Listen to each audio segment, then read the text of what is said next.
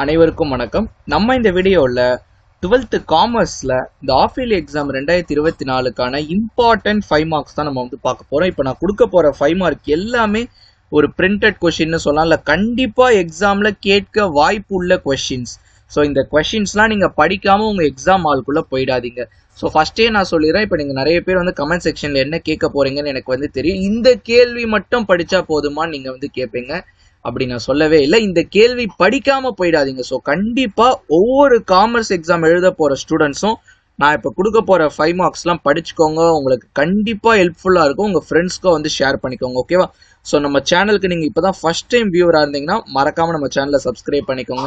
And இந்த video உங்களுக்கு ஹெல்ப்ஃபுல்லா இருக்கிற பட்சத்தில் மறக்காம லைக் பண்ணிக்கோங்க, ஓகேவா? ஸோ தமிழ் மீடியத்துக்கும் சேர்த்து ஹெல்ப்ஃபுல்லா இருக்கணுன்ற பட்சத்தில் நான் வந்து உங்களுக்கு புது டெக்ஸ்ட் புக், அதாவது பார்த்தீங்கன்னா உங்கள் கையில் இப்போ இருக்க டெக்ஸ்ட் புக், அதோட கொஸ்டின் நம்பர் தான் நான் வந்து வச்சிருக்கேன். மேக் ஷூர் நீங்கள் அப்டேட்டட் டெக்ஸ்ட் புக் வச்சிருக்கீங்க, நான் பார்த்துக்கோங்க, ஓகேவா? ஃபைன், நான் கொஸ்டின் நம்பர் தான் சொல்ல போகிறேன். ஏன்னு கேட்டிங்கன்னா உங்களுக்கு தமிழ் மீடியம் ஸ்டூடெண்ட்ஸ்க்கும் ஹெல்ப்ஃபுல்லாக இருக்குன்றக்காக.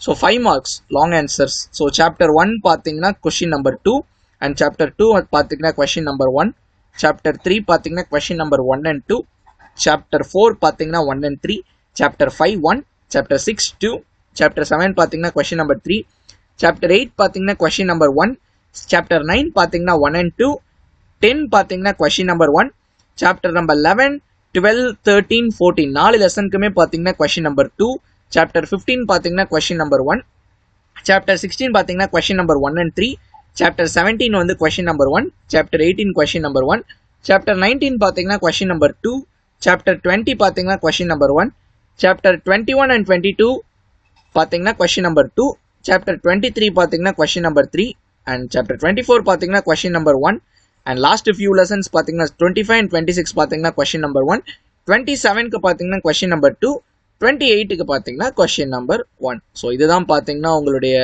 Important 5 marks. ஸோ இந்த கொஸ்டின்லாம் வந்து ஸ்கிப்பே பண்ணிடாதீங்க. இது போகவும் பார்த்தீங்கன்னா நீங்கள் நிறைய கொஸ்டின்ஸ் நீங்கள் படிக்கிறது வந்து கண்டிப்பாக நல்லது.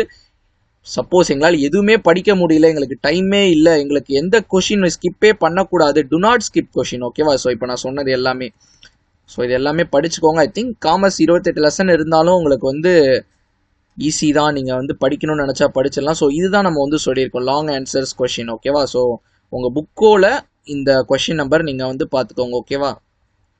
ஸோ மேக் ஷுர் இந்த கொஷின்ஸ்லாம் உங்கள் ஃப்ரெண்ட்ஸ்க்கும் வந்து கொடுங்க. ஸோ நல்லா பண்ணுங்கள். ஸோ ஆஃப் இயர்லி எக்ஸாம் பார்த்தீங்கன்னா கிட்டத்தட்ட ஒரு ப்ரீ பப்ளிக் மாதிரி தான்.